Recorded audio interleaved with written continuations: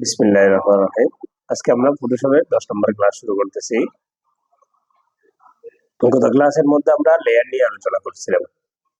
Layer তো ফটোশপের মধ্যে উইন্ডোর মধ্যে যেগুলো আছে সেগুলোকে আমরা প্যালেট বলি। প্যালেটের মধ্যে গুরুত্বপূর্ণ বিষয় যেগুলো আছে সেগুলো আমরা ক্লিয়ার করব। প্রথমত লেয়ার খুব গুরুত্বপূর্ণ ছিল।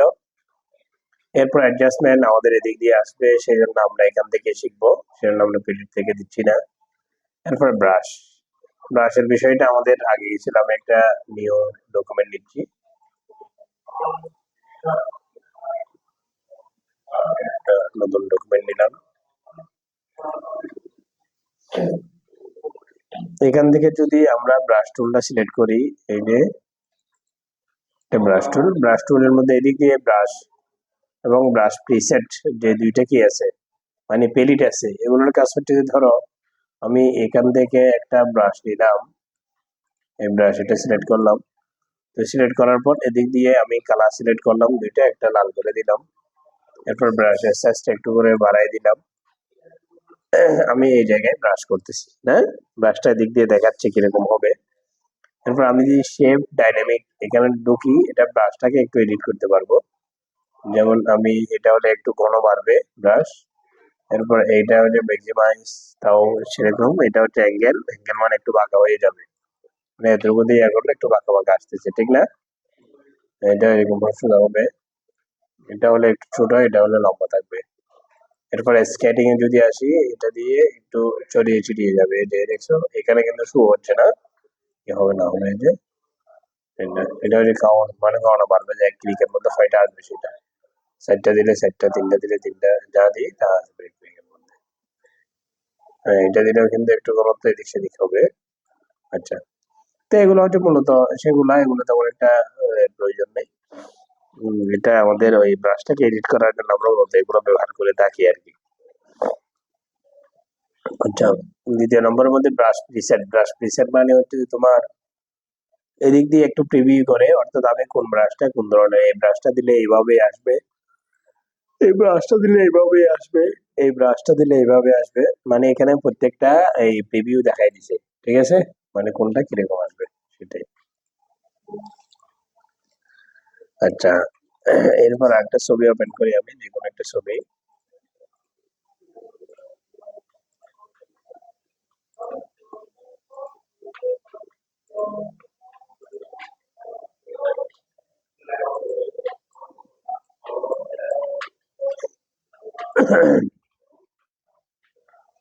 কোন একজন, কোন একটা ছবি, এগুলো ওপেন হচ্ছে না।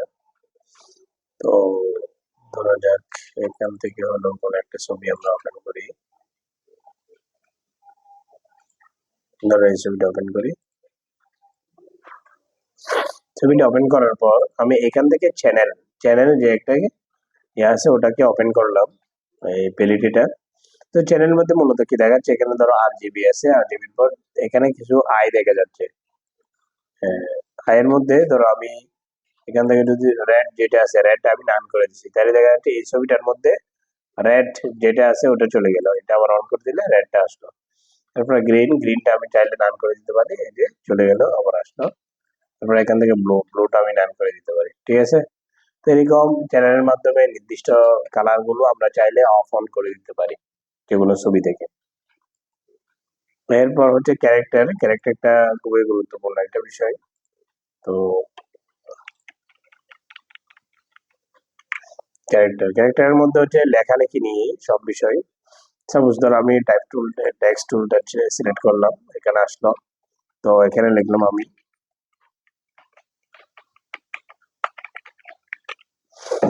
ধরো এই বিষয়টা লিখলাম, লিখার পর আমরা এখানে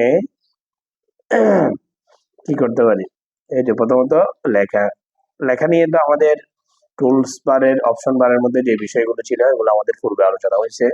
ক্যারেক্টারের মধ্যেও কিন্তু এখান থেকে মূলত আমরা চাইলে ফন্ট চেঞ্জ করতে পারি, ঠিক আছে? বিভিন্ন ধরনের ফন্ট আছে যেটা এখানে ছিল। হ্যাঁ, এরপর এখান থেকে কিছু কিছু ইয়ে আছে, এখান থেকে আবার বোল্ড, ইতালিক, আন্ডারলাইন, কারণ ওই সব ফন্ট কিন্তু বোল্ড বা রেগুলার থাকে না।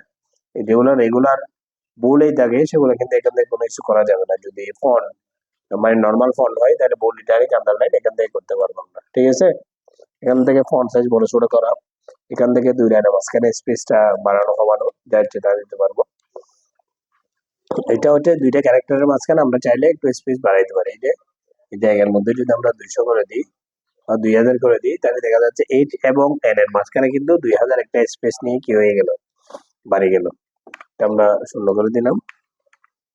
এরপর পরেরটা হচ্ছে যে ধরো সিলেক্টেড ক্যারেক্টার, এই জিনিসটা আমরা সিলেক্ট করার পর এখান থেকে আমরা 200 করে দিই ভ্যালুটা, তো 200 পরিমাণ প্রত্যেকটা অক্ষর একটা আরেকটার থেকে কি হয়ে গেল, বাড়ি গেল। 2000 করে দিলে আরো বেশি বেড়ে যাবে। এরপর এটার কাজ হচ্ছে যে এটা উপর নিচে বাড়বে, এই যে লম্বা হচ্ছে, আমি উপরের দিকে দিচ্ছি লম্বা হয়ে যাচ্ছে, আর 250 দিলাম লম্বা হয়ে গেল, এটা 150 দিচ্ছি মনে হয়।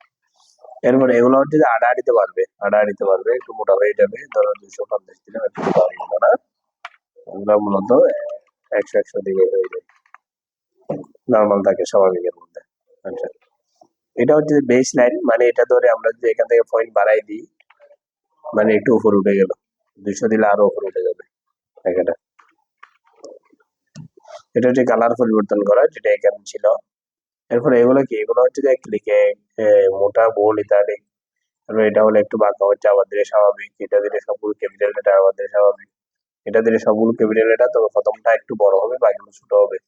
সাবস্ক্রিপ্ট আর সুপার স্ক্রিপ্ট যেগুলো ছিল সেগুলো আর কি। এটা হচ্ছে নিচে কি লাইন দেওয়া, আর এটা হচ্ছে এই স্টিক থ্রু, মানে মাঝখানে একটা রেখা বড় লাইনের মাঝখানে। আচ্ছা, এরপর ক্যারেক্টার স্টাইল তেমন একটা ব্যবহার হয় না, বুলন সোর্স, এরপরে কালার, কালার কম্বিনেশন, এটা কিন্তু খুবই তাও গুরুত্বপূর্ণ। কোন একটা জায়গার মধ্যে কালার কিভাবে বাড়াবো কমাবো, সবকিছু কিন্তু কি করে, এটার উপর ডিপেন্ড করে। তো আমরা যদি একটা শেপ নিই, শেপের মধ্যে কালার কোনটা হবে না হবে এগুলো সবগুলো এখান থেকে মানে কি করা যায়, সিলেক্ট করা যায়।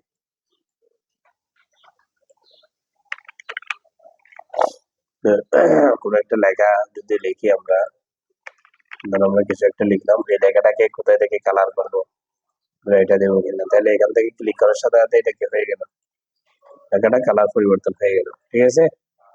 আবার কালার পরিবর্তন করার পর এটাকে চাইলে একটু এদিক সেদিক করতে পারি, এটার মধ্যে একটু গাঢ় হচ্ছে পাতল হালকা, এগুলো সবগুলো এগুলোর মাধ্যমে কি করতে পারবো, এডিট করতে পারবো। আবার এখানে তো এখন কালারের মধ্যে আর জিবি আছে, এখান থেকে তুমি চাইলে অন্য অপশন নিতে পারো, সিএমওয়াই এগুলোও নিতে পারো, যে কোনো কালার। কথা বলে দিতে পারছি? হুম, যে কোনো অপশন এখান থেকে কালার চেঞ্জ করা যাবে।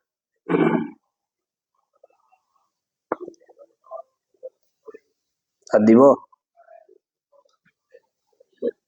আমি তাহলে আর দিচ্ছি না, আজকে এতটুকুই থাক।